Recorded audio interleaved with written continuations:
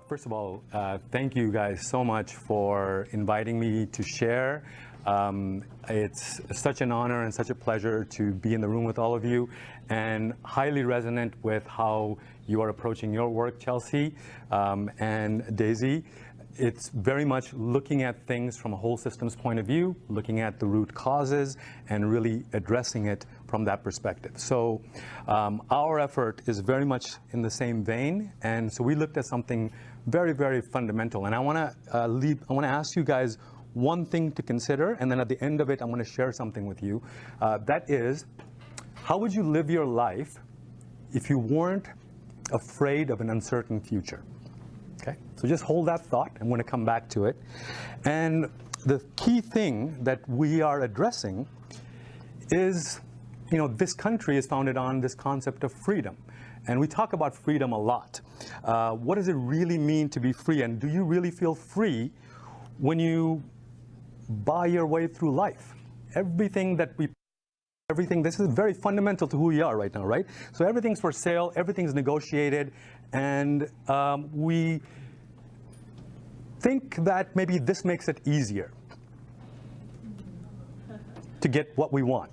Lifestyle as a service. You know, we have a lot of these interesting things happening in the world, a lot of technical and innovations we can access.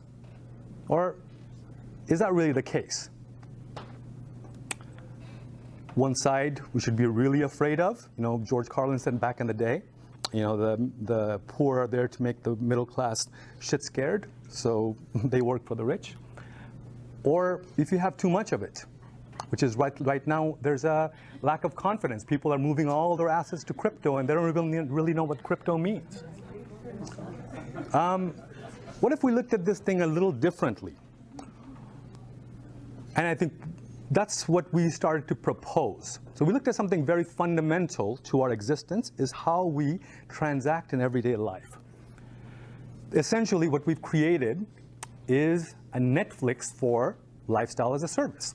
Everything that we use. So transportation, lodging, food.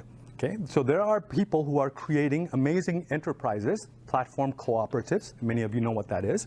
And we essentially create a situation where you have access card where you top up. It creates a pool of resources. You match up with vendors or networks that share your values, and you trade however you want to trade. It could be two-way gifting. It could be a time purchase. It could be any number of things. And we can start to kind of create that. Now, that looks like a kind of a crazy undertaking.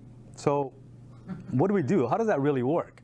Well, kind of like, and the Swedes in the room will understand this, we're in this very interesting space technologically where we have the ability to create radical transparency and accountability in a way that we've never had before to date. Okay. Which means that if all of us emptied out our wallets and knew exactly what we're about, yet without giving up private information, what would that world look like? And so it's kind of like a buffet. You don't overeat at a buffet, or you do overeat, but at the same time, everyone knows everything. Everyone can see everyone else's actions. So it actually naturally regulates itself just by that fact. You can see it. So this is basically a slide where it says, oh, this guy's looting a store, and this person is putting an umbrella over somebody. Sorry for the, but we are amazing. And so the way we looked at this is very much in the vein of what you're doing and what Daisy's proposed. Really look at this thing from, okay, we need to create a way to bring resources into this. So convenings that everyone is doing. So basically, free ways to play, free ways to form a product and service experience, and look at the resources as the evolution of investment and commerce to begin with, free ways to flow from fiat capital to a fundamentally different paradigm of what that capital actually represents. So we're doing it, now you've heard of this thing, right? Cryptocurrency. Okay, I want you to, just for a second, I want you to think about one thing. Is a proxy ever current? If I show you a picture of food, does that make you full? So the world we've created today uses an in-between, go-between to get to the thing we want. But now remember the picture of the buffet. When you have everything seen, and we know who everyone is, It's a fundamentally different paradigm. It changes supply and demand in real time. So basically, the ability to your cost of customer acquisition, cost of goods sold, all of those things become flat. So now we can see everything. So why would you need something like a currency or a coin in order to do things? See, we go, but wait, we need a unit of measure. We already have that. That thing expires. It doesn't hold value. Likes, tweets, clicks. Oh, medium of exchange. We're doing that all the time. We call Skype, messaging. This happens all the time. Instant. Okay, no lag time. Doesn't store value unless it was a valuable conversation. So what about the store of value? Well, we thought of it from the point of view of everyone's in it. The consumer is somebody who's an investor. The supplier is somebody who's an investor. Right now, we have a paradigm where it's a race to the bottom for people who actually produce value. So we're trying to aggregate it. And the person who's actually consuming value is kind of negligible. It's harder and harder for them to get to what they want. So we created something, consumer as an investor, supplier as an investor, and the platform as an investor in the outcome that we want. And it's an integrated process. Now, how do we do this integrated process? We do free play. We reconnect to why we do what we do and reorient ourselves to co-create the next cultures, languages, and understand that there's multiple worldviews. It's not just the way you think and your community works. So it's really working with conveners, platform co-ops, and bringing them into the fold. We enroll them, make it really easy for them to come in and say, hey, you know what?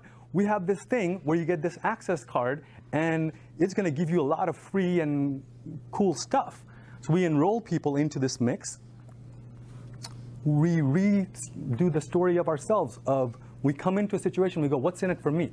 We want to shift that to how can I serve? And if I understand what's going on, I can shift that narrative, and there's many techniques to do exactly that. And then we kind of release ourselves from this whole idea that we're in this alone. We're really not. We're all co-creating this stuff together. So when we do the product, same kind of thing. We don't just say, hey, here's a product, it's going to be the next Facebook. We don't know that. It's an ongoing conversation with the stakeholders. So we want to have a free form identity. So this technology enables us to hold on to our private information, move about, and actually access things like an access card. Like when you walk into a synagogue or a church, there's implicit rules in that space. It's not, they don't hand you a contract, but you know how to behave there. And so that's essentially the kind of identity construct that we're creating. We're sharing our API freely so that anyone can create an identity like that. And we're using a co-design process with some of the most brilliant, innovative people in the world who are pioneering this technology. And we're creating a fundamentally different user experience. We're creating smarter identities. We're co-designing experiences. What it actually feels like to be to move like this, so that we can access lifestyle as a service, which is our right, because we produce more than enough. And everyone should be able to access it in that way because we're putting in. All of us put in on this, man. So fundamentally, this is a different paradigm. And we looked at the first generation of things, like Amazon, Alibaba, those kinds of things. And just look at the general chart. We can get into it in detail because I only have a little bit of time. Second generation discounters, Groupon, Expedia, et cetera. Sharing economy services, Uber, Airbnb, et cetera. New barter and social sharing things like Simbi, Tradia, et cetera. Platform co-op networks, Fair Co-op, et cetera. So all of these things solve a particular piece of the puzzle of, can any member issue credit? Do you need financing? Does it access the resource pool? Is there a real-time supply and demand? Is it easy to use? Is it a self-sustaining model? Does it have global reach across multiple network? Is it 100% transparent? Does it have an open revenue share? Does it have a user-generated membership growth? Some of them have something, most of them don't. We hit all of those things because we're approaching it from a fundamentally different way. And we're now having conversations with the investment community, with the financial community, because you know what? We're all in this together. The wall of numbers is not going to serve you because that proxy is not going to feed the earth. So we're evolving the nature of finance itself from, I want a return on investment. Well, what do you really want? What you really want is a return on intention. What is it that you wanted to? You wanted to manifest your worldview into existence. And you wanted to use that tool that you have as financial capital to get the maximum impact. So just speaking to what Daisy spoke about before, use it where it's most beneficial. Ask the question, what Chelsea brought up before, ask the questions that how does it create the outcome that I want? And really work with this process to convert the world of capital and commitments, which we can capture, into consideration. The foundation of business is reciprocity and consideration. If it's inconsiderate, we don't have a business relationship. When Amazon squeezes suppliers out of the mix and to try to aggregate everything, if you kill the tree, you can't eat the fruit. Okay, so converting into considerations, and we have a tool for that. It's called smart contracts, but there's actually a smarter way of doing smart contracts to actually start to regenerate true wealth. And that's the conversation we're having with all of these groups. Essentially, there's pain points for investors. You don't trust how this is going to turn out. There's pain points for creators. There's pain points for consumers and seekers. We address every single one of those things because really, this is about a collective conversation that we're all having together. It is not something that I didn't come up with the solutions. My core partners, Bonnie Nixon and Eric Rothenberg, who are not here today, they didn't come up with the solution. The collaborators, all of us, including people in the room, that's been like Lars and Fyodor, and all of us have been kind of involved in these conversations. We're co-creating this together. This is a new reality that starting with a conversation, starting with really what is the outcome that we really want?